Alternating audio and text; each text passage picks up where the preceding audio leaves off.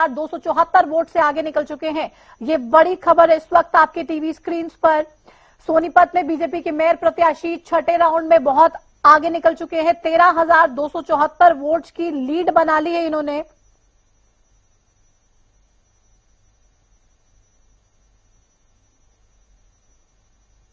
प्रतिमा जी आप अपनी बात पूरी कीजिए दीपक जी।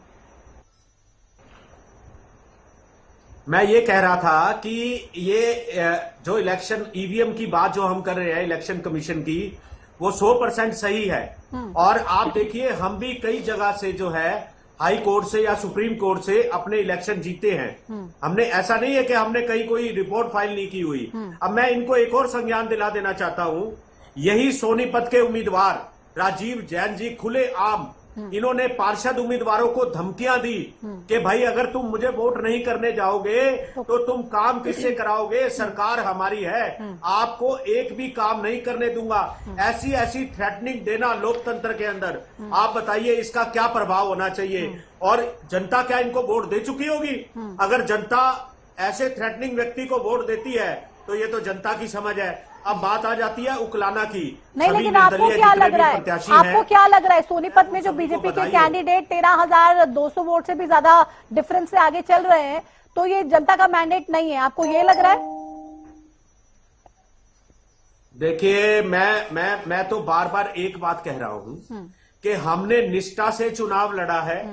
हमने बेरोजगारी के, भ्रष्टाचार के खिलाफ और जो लोकल मुद्दे थे जितने भी, आप देखिए कि 2600 कॉलोनियां इलीगल कटी, जिनका संज्ञान जो है हाई कोर्ट ने लिया, तब जाकर उस पर कार्रवाई होनी शुरू हुई है।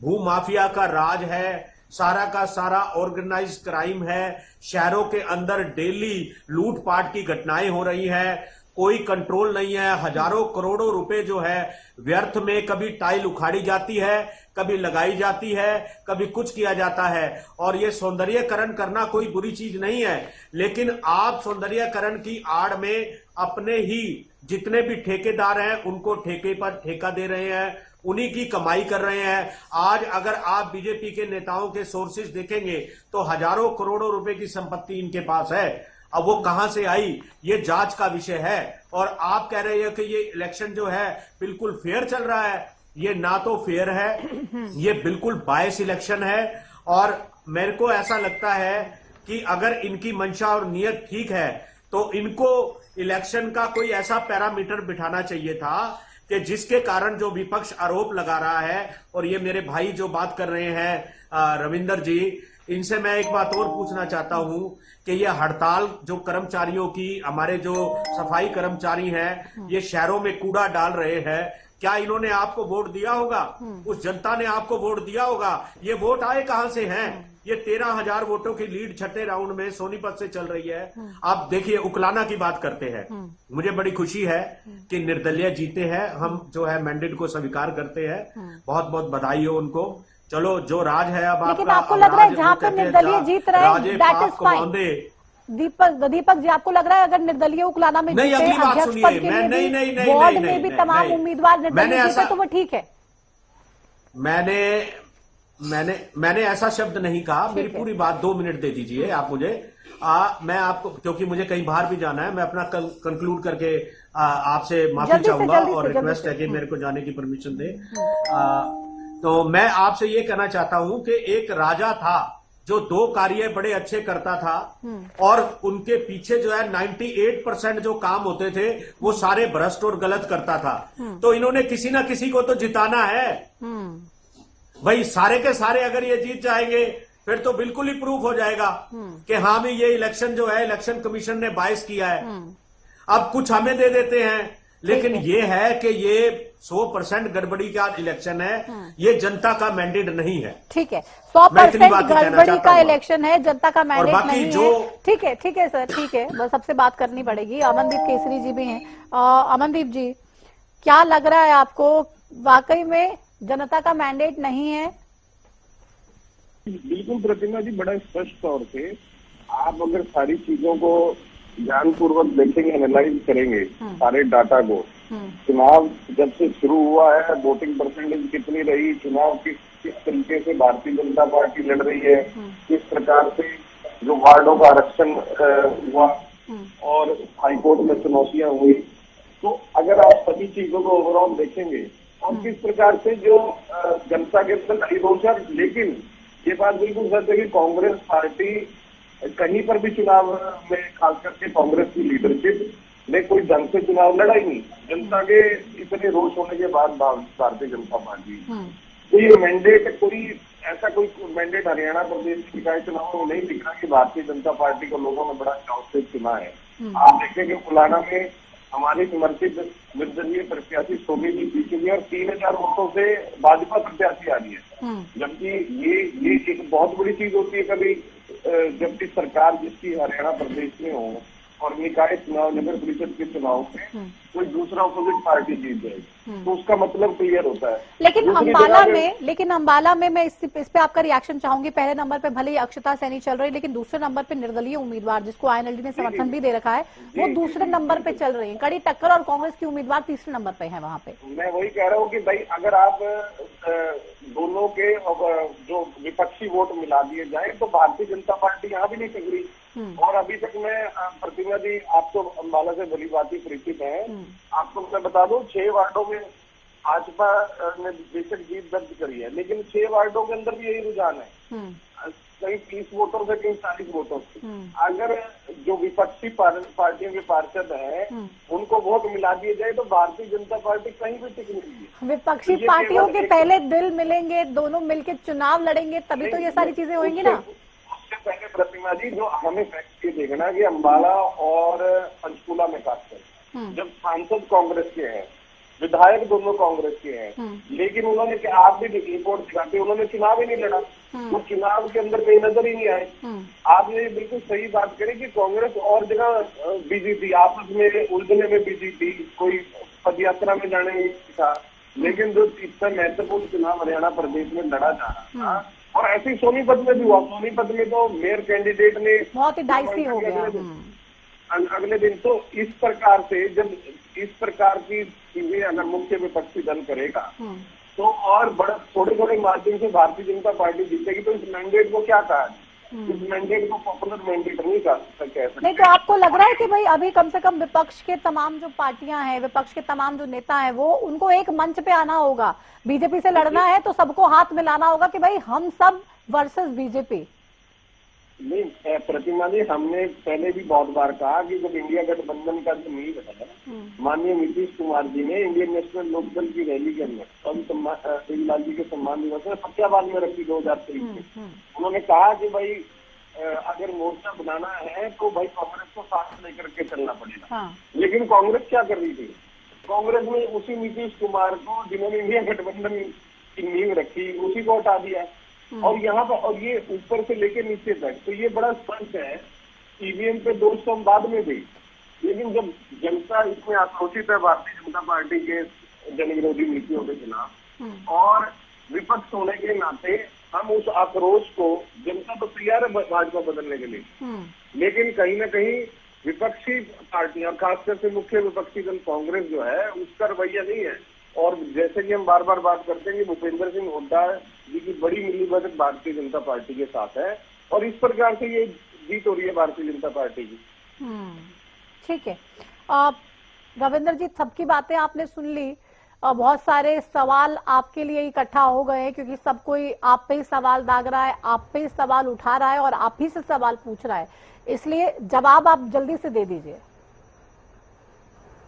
हाँ प्रतिमा जी, पहले तो ये कांग्रेस के साथी जो कह रहे हैं कि सफाई कर्मचारियों के साथ आज हमारे मंत्रीगण की मीटिंग है और आज उसका हम सॉल्यूशन उसका आज कर देंगे। आज सफाई कर्मचारियों के साथ जो उनकी मांगे हैं उनके साथ हक में उनके फैसला हो जाएगा, आज वो हम कर देंगे। और दूसरी बात ये रही कि ये जो वोट रोकना पड़ेगा। एक बड़ी खबर इस वक्त आ गई है, ये बड़ी खबर आपके टीवी स्क्रीन पर। धारूहेड़ा वार्ड नंबर 1 में निर्दलीय कविता 9 वोट से जीती हैं। तो धारूहेड़ा में वार्ड नंबर 2 से निर्दलीय देवेंद्र कुमार शर्मा 338 वोट से जीते हैं। वार्ड नंबर 3 से निर्दलीय त्रिलोक सिंह धारीवाल 59 वोट से जीते हैं। वार्ड नंबर 4 से निर्दलीय निहाल सिंह 140 वोट से जीते हैं। ये बड़ी खबर इस वक्त वार्ड नंबर 5 से गोपाल 88 वोटों से जीते हैं। ये बड़ी खबर इस वक्त आपके टीवी स्क्रीन पर।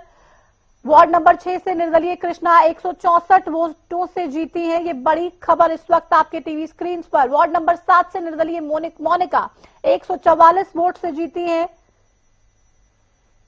ये बड़ी खबर इस वक्त आपके टीवी स्क्रीन पर।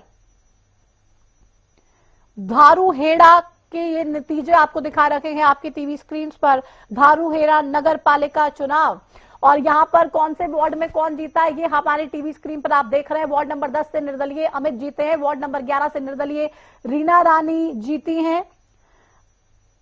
वार्ड नंबर 12 से निर्दलीय धर्मवीर जीते हैं।